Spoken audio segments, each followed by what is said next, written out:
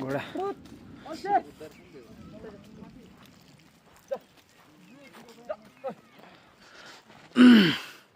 अल्छी नि हामी दामी ठाउँमा आइपुगिसक्यौँ अनि अहिले चाहिँ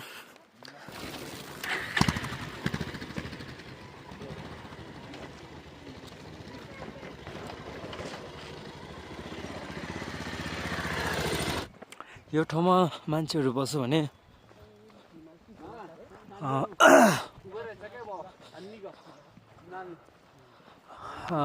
आयु चाहिँ लामो हुन्छ होला धेरै वर्ष बाँच्न सक्छ होला नमस्ते म किशन राईको तर्फबाट आज म पनि डाँडा गइँदैछु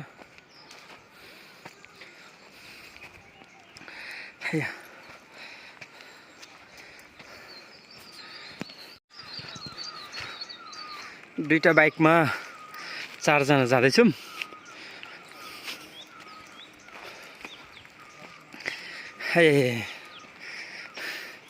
यता त गाडीको नि तेल निस्किन्छ हौ इन्जिन तातिन्छ रहेछ यो बाटो त खतम छ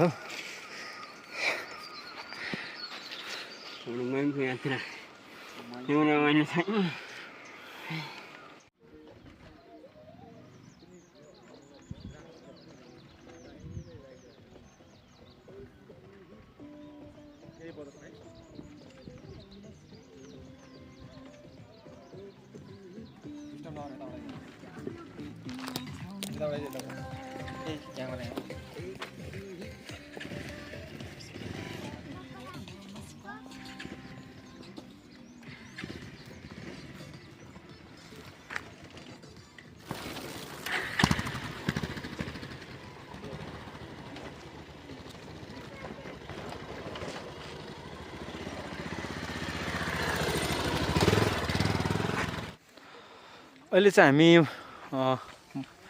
मुन्दुम ट्रायलको चाहिँ के भन्छ यो ठाउँ धोत्रेमा आइपुगिरहेछौँ अहिले चाहिँ देख्न सक्नुहुन्छ चिमाल गुँडासहरू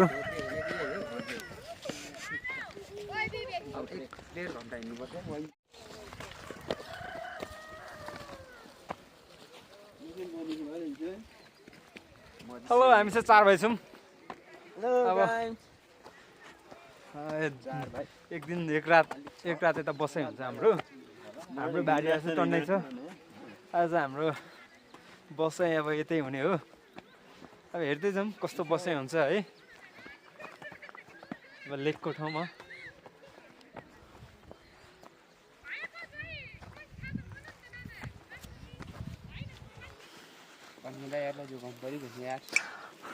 तपाईँहरू घर चाहिँ कहाँ पर्यो सुम्दे है अनि लोकल भाले लिएर आउनुपर्छ कत्रो हो भाले नि कत्रो हो भाले त कति पर्यो यसको मूल्य चाहिँ यसको यो डाँडा 3500 हो 3500 है बेच्नु ल्याउनु है यहाँ ए किनेर हो ए लेकमा त सुँगुरको मासु पो खानुपर्छ त 60 रुम हाम्रो छ हाम्रो झोलामा छ नि हो लेकमा पचाउँछ नि त छेडिँदैन बडा साटेर खानुपर्छ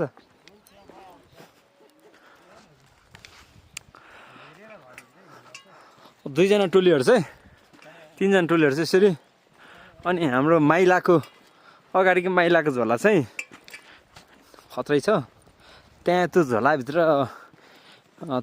के भन्ने गुदी चाहिँ धेरै नै छ जेस भोलिको लागि हेर्नुहोस् है मामु चिमालहरू फुलेर कस्तो दामी हजुर खतरा नि हो लाउडे जस्तो देखिरहेछ ब्याग पनि हुनु अब सिङ्गापुरबाट आएको ब्याग हो देख्ने त भइनहाल्यो नि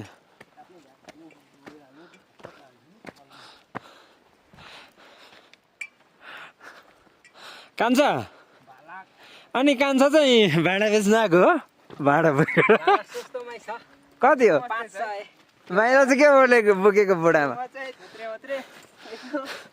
के कबाडी साउनु ठाउँ आएको के है अगाडिको माइलामा त लाउडे जस्तो देखियो झट्ट परेर होइन कपाल मात्रै होइन गुन्डा जस्तो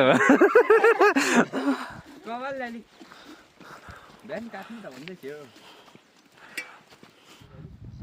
चिमाल फुल फुलेर रातै यस्तो दामी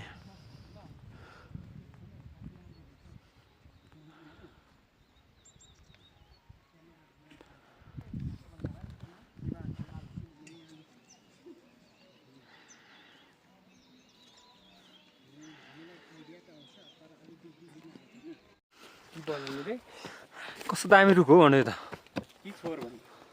चिटक्क परेको अब एकछिन बस्नु चिप्नु झन्डै फुट्यो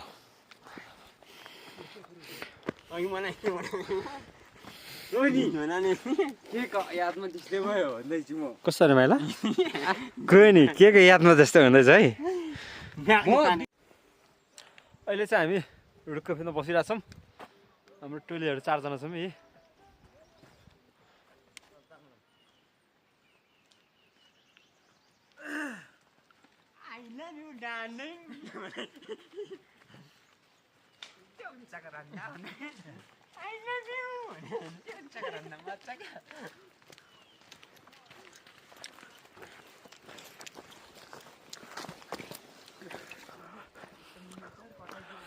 चिमालको फुलहरू सेतो रातो अनि चिमालको फुलभित्र हिँड्दा चाहिँ कस्तो के यो जङ्गलभित्र हिँड्दा चाहिँ कस्तो मिठो फुलको बास्ना आउने एकदमै रमाइलो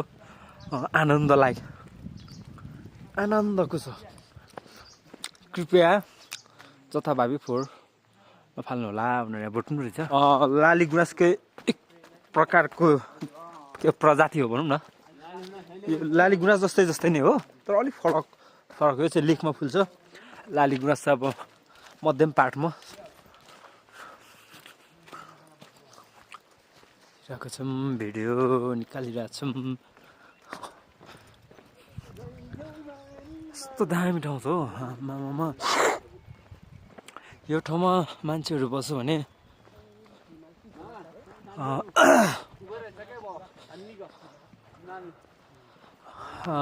आयु चाहिँ लामो हुन्छ होला धेरै वर्ष बाँच्न सक्छ होला हेर्नुहोस् त आमामा हो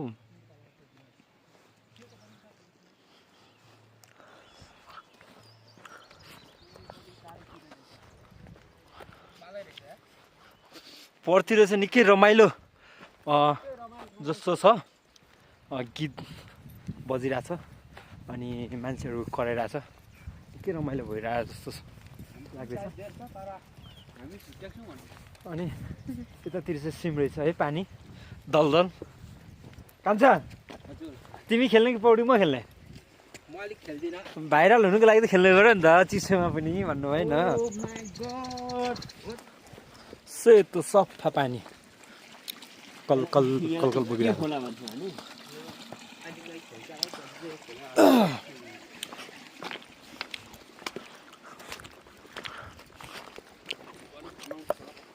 बिचरा कति दुप लगायो हो यो त बुढी पनि भएको रहेछ सिङ भाँचिसकेको रहेछ तर नि दुध धुन चाहिँ छोड्दैन रहेछ नि मान्छेले हेर्नु त यस्तो बिचको जाडो त्यस्तै है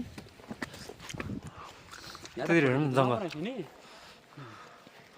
साँच्ची नै है यो यस्तो दामी ठाउँ हो फुलहरू फुलै फुलको मौसम तिमीलाई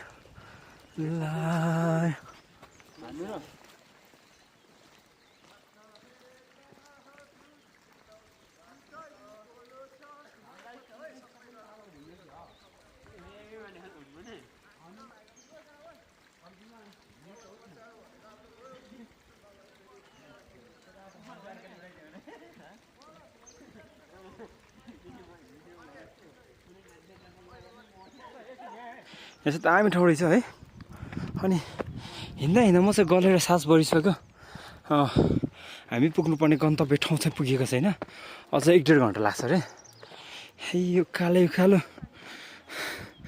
बिचुकै हुने रहेछ हौ हेर्नु न यस्तो दामी ठाउँहरू छ है तर हिँड्दै जाँदाखेरि सास बढे पनि त्यो हिँड्दाको थकाइ महसुस चाहिँ त्यस्तो भएको छैन। अनि साइडतिर यस्तो फुलहरू छ, त्यही भएर नि होला यस्तो हेर्नुहोस् त, यस्तो आनन्दको ठाउँ जहाँ स्वर्ग पुगे जस्तो फिल भइरहेछ। हामी चाहिँ अहिले वरिपरि डाँडा है यस्तो सुन्दर ठाउँ चाहिँ पुगिरहेको छौँ।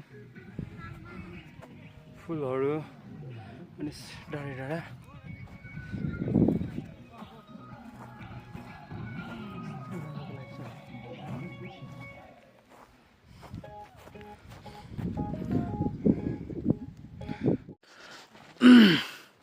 अल्छी नि हामी दामी ठाउँमा आइपुगिसक्यौँ।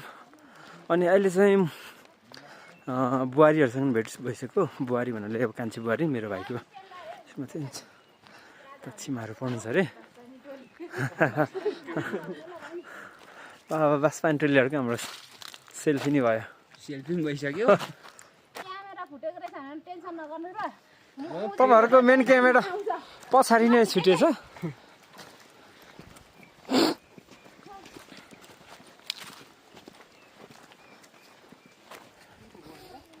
यतातिर चाहिँ जता हेऱ्यो सबै रुखहरू फुलै फुल छ। उता चिमाल फुलेको छ। अनि यो रुख मसिनो के हो यो, यिनीहरू पनि फुलै फुल छ। आजको यात्रा चाहिँ निकै रमाइलो भइरहेछ।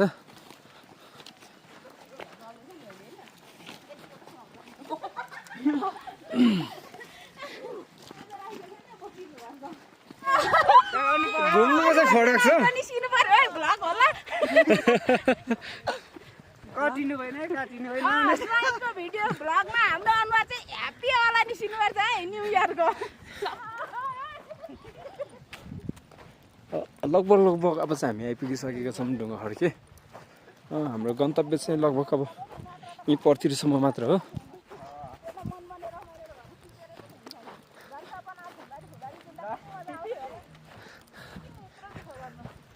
सुन्नुहोस् न, मैले चाहिँ अब सबै अब खुसियालीहरू यही क्यामेरामा कैद गर्दैछु। तपाईँहरू चाहिँ अब हाँसेर खुलेर रमाउनुहोस्।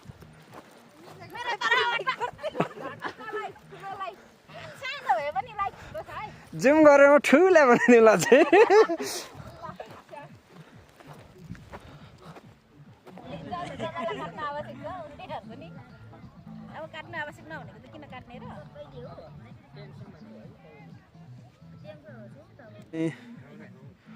अनि बुहारीहरू सोल्टीहरू बुहारीको त दम्दी गाउँको आफन्तहरू हुनुहुन्थ्यो, उहाँहरूसँग बसिरहेको छौँ। एक झलक उहाँहरूसँगको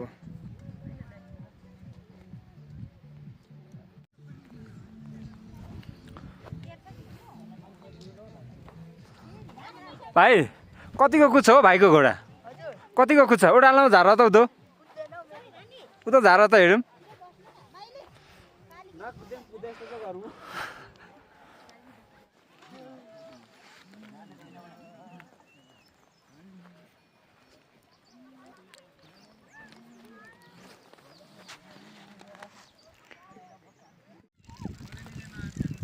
यहाँ बोट रहेछ। यहाँको लोकेसनहरू होला हाँस पोखरी धोत्रे, हाँस पोखरी 3015 मिटर, धोत्रे दलसिङ्गे बलौटे भन्ज्याङ।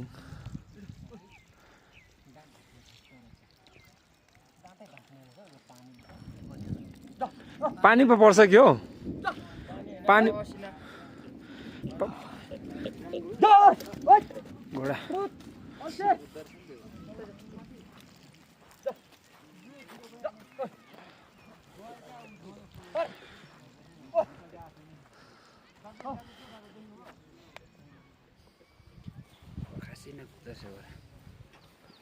कतिर चिमालहरू सेतो फुलिरहेछ, रातै सेतै।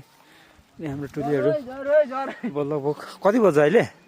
3:30 भइसकेछ। अब हामी बस्ने ठाउँहरू खोज्नु पर्नेछ। आजको रात हामी यतैतिर बस्ने हो। अनि हामी चाहिँ आफै खाने पकाउने व्यवस्थासहित आएका छौँ। त्यसैले अब आकाश गडाङ गुडुङ गर्दैछ। अब आफै ठाउँ साइडमा खोजेर बस्ने सोच ल्याएको। अब गाह्रो नै होला जस्तो आजको बसाइ। दाइहरुको त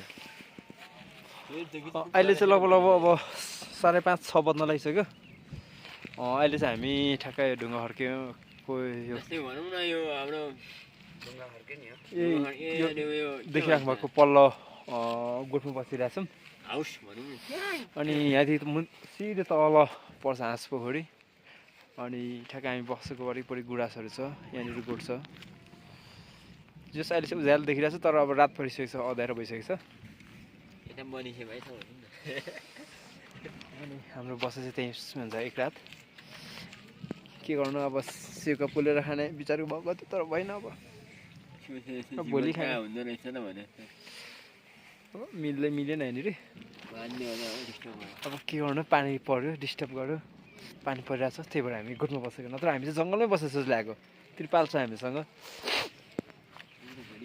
हस् त अब भोलि भेटौँला पुगिहाल्छ